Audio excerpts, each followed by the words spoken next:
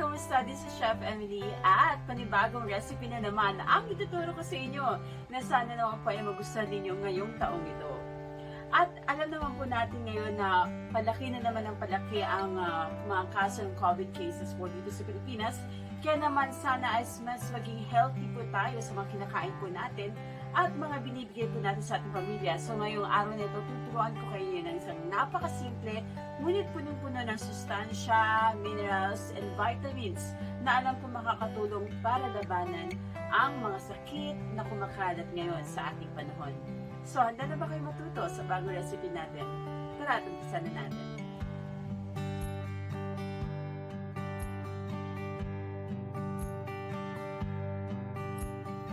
Umpisan natin sa paghiwa ng ating hinugasan na cucumber. So, alam niyo ba ang cucumber ay isa sa mga favorite ko po na kinakain kasi it really helps me with my diet. So, it high on in nutrients, tapos low calories lang po siya. So, cucumber has one of the most low calories po dito, no? Tapos, loaded siya ng vitamins and minerals.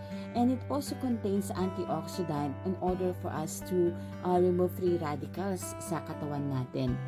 And also, it promotes hydration. So, kapag nauuhaw tayo, maganda rin na kumain din po tayo ng cucumber also. And aside from that, it also helps us to have weight loss. Kasi nga, dahil nga sa first, very low in calorie nga po siya. Kasi nga, 45 calories nga lang po siya per serving. So, talaga nakakatulong siya for that. Aside from that, it also helps us to lower our blood sugar. So, maganda rin to sa mga may diabetes. It also promotes regularity kung meron kayong mga bowel movement problems. So, maganda rin na kumain tayo ng cucumber.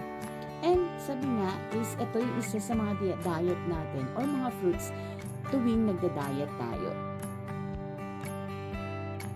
Alright, pagkatapos naman ay maghiwa na tayo ng carrot, and there are a lot of good benefits also for carrot. It improves skins, improves digestion, improves kidney function, reduces the incidence of stroke, maintain a healthy heart, improves liver function, antibacterial and viral, great for eye health, healthy teeth, and also anti-cancer. Kaya ang dami naman talagang benefits ng ating carrots. 8 pieces po ng crab stick naman tayo dito. Yan. So, alam niyo ba, ang crab stick is actually not a real crab meat, kundi ito po ay combination po ito ng mga fish meat o mga pulverized po na fish, white fish po na tinatawag na surimi in Japan. So, this is actually made out of seafood, fish meat, and starch po.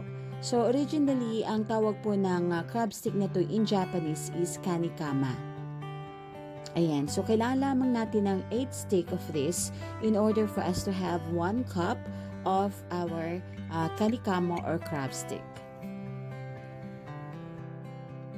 Okay, syempre, hindi rin papuli ang ating pambansang prutas, ang mango. So, there are a lot of benefits also for the mango. We have one of those would be to regulate blood pressure kapag ikaw ay high blood. So, maganda na kumakain tayo ng mangga. It improves our digestion. It also helps fights heat stroke. Kaya kapag ka-summer, masarap na kinakain ito ng mga farmers natin. It also helps us to boost our immune system. Kaya talaga very ideal ito sa panahon natin. It of course promote a good sex life. Then, ngayon ko lang actually nalaman yon. Helps with our diabetes, alkalize the whole body, improves eye health, clear skin, and lower cholesterol. O diba, ang daming benefits talaga ng mangga. Kaya sana, lagi rin tayong kumain ng mangga kasi talaga lalo-lalo na ang ating Gimaras mango. Paborito ko talaga yon. Okay, so syempre, ito naman ang ating lettuce. Paborito natin talaga itong Romaine lettuce natin to kasi napakadami rin niyang benefits.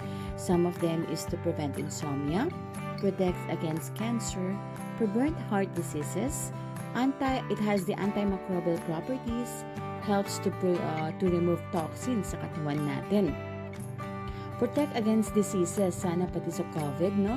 And help improves body metabolism, also help us to control anxiety and prevent inflammation sa katawan natin. O diba, ang daming benefits dito. Kaya lagi tayo kain ng lettuce.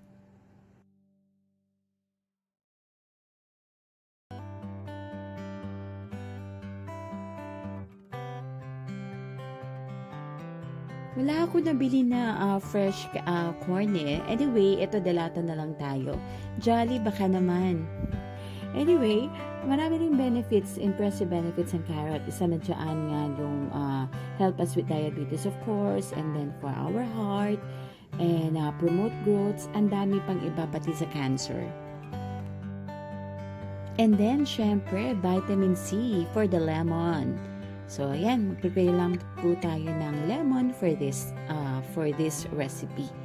Kunin lamang natin yung juice nito for our dressing. And then, let's just have 1 cup also of our Japanese Kwipie or what you call Japanese mayonnaise. So, yun po yung gagamitin natin kasi nga, syempre, japanesekanisalad to. So, yan. We will have at least 1 cup of our Japanese mayo, and then we have 1 tablespoon of sesame oil. Ayan. Okay, and of course, lalagyan din po natin siya ng what do we call this? Lalagyan natin siya ng lemon. Yan, na blanco tuloy ako. Pero huwag mo isasama yung buto ha, tanggalin mo yung buto. Yan. And then, lagyan natin siya ng black pepper, ground black pepper na po natin ilalagay dyan. Then, syempre, titimplahan din natin siya ng konting salt. And then, a little bit of the sesame oil. So, yan lamang po yung mga ginamit po natin para po sa ating dressing. Napakasimple at napakadali lamang pong gawin ang dressing na to. Okay. And then, a little bit, of course, of the sesame seed. Para talagang Japan talaga siya.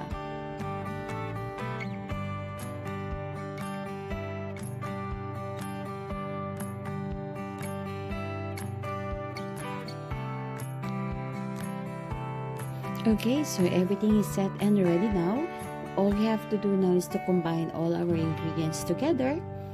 Yan, of course, unahin natin yung cucumber natin at yung mga carrot natin, mangoes.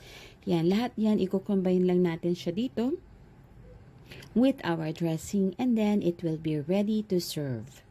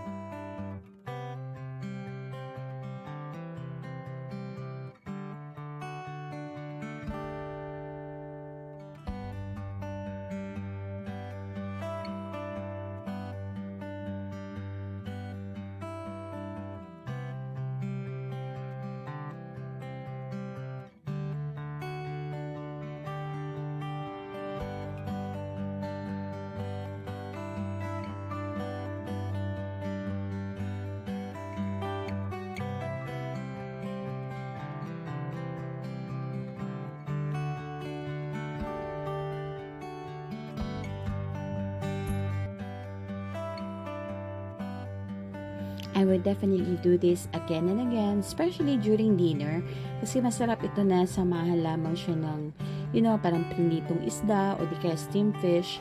Yan. And then, syempre, ipi-plate na natin. Yun lang. Naubos ko na yung lettuce ko, kaya konti na lang na ilagay ko for the decoration for ating mga lettuce. And yan, plating na natin.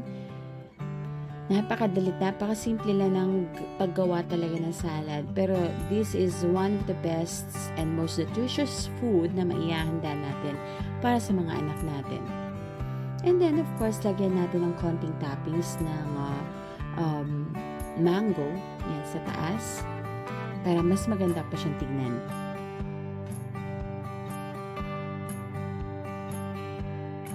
And for the final touch, of course, ang Japanese nori on top of our salad. Grabe, natatakam na ako. I do hope that you enjoyed this short video that I shared to you. And sana gawin ninyong laging handa ito sa inyong family. Thank you so much for watching, and please do subscribe and support my channel for more videos and updates. Thank you for watching. Bye!